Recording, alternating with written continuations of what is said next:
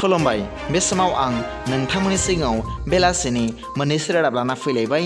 अन्नानै भिडिअखौ स्किप खालामाजासे जोबजासिम नायलांदो। दिनैनि बेलासिनि मोननैसो रादाबफोरा जाबाय। गिबि रादाबाव दं मोनसे जोबोद दुखुनांथाव खौरां। मैया बुधबारखालि उदालगुरि जिल्लानि बनसुनि सुबुं गौमा हाबाफारियाव बाहागो लानाय बिथां बिमल बसुमतारी अर्गानाइजिं सेक्रेटारिखौ न' फारसे फैफिननाय समाव मोनानि 11:30 रिंगासो समाव भबानिपुर टलगेटआव गाज्रि रोखोमै गाग्लोबो।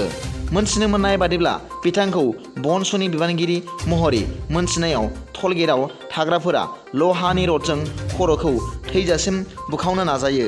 मख'नो गोनांदि जाथायखौ नुनानै जायगायाव थानाय पुलिसफोरा नारा-नाथानि गेजेरजों बिमल बसुमतारी बिथांखौ दुथांफोरनि आखाइनिफ्राय सेख'ना लानानै बरपेटा मेडिकेल कलेज एन्ड हस्पिटालाव फाहामथाय होनो थाखाय लाङो। नाथाय बे हस्पिटाला बिमल बसुमतारीनि गाज्रि अबस्थाखौ नुनानै जिएमसिएचआव दैथायहरो। बिथांखौ दा जिएमसिएचनि आइसिइउआव एडमिट खालामनानै फाहामथाय होगासिनो दं होनना मिथिनो मोन्दों। नैथि रादाबाव दं बिटिआरनि आबुं जौगाखांनायनि थाखाय मैयानि केबिनेटआव 2022-23 रांखान्थि बोसोरनि गिबि किस्ति हिसाबै एसअपिडिजि फुन्जिनि सिङाव 361.42 कौटि रां आसाम सरकारा हरनो गनायथि होबाय।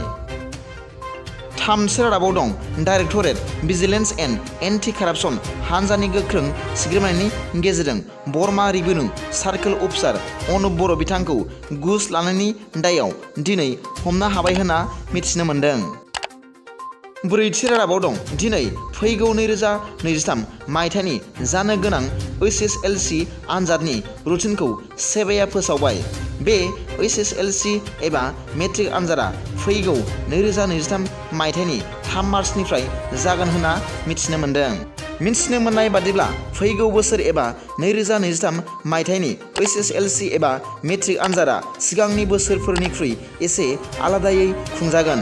मोनब्रै आयदायाव 50 थायै 1 नम्बरनि सोंनाय थागोन होनना मिथिनो मोन्दों। सानखान्थि, इंराजि, बिगियान आरो समाज बिगियानाव अबजेक्टिभ टाइपनि सोंथि थागोन होनना मिथिनो मोन्दों।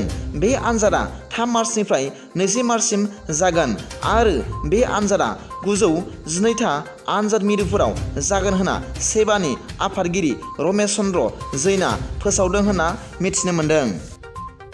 बाथि रादाबाव दं सेथि थाखोआव उथ्रिसारनो हानाय फरायसाफोरनि थाखाय रंजाथाव बाथ्रा। दिनै 8 दिसेम्बरनिफ्राय आसामनि मोनफ्रोम जिल्लायाव HS आनजादाव सेथि थाखोआव उथ्रिसार जानो हानाय फरायसाफोरनो स्कुटि राननाय हाबाफारि लादों होनना मिथिनो मोन्दों। मिथिनो मोननाय बादिब्ला बे स्कुटि राननाय हाबाफारियाव मोनफ्रोमबो जिल्लायाव सासे मन्थ्रि थाफागोन होनना मिथिनो मोन्दों।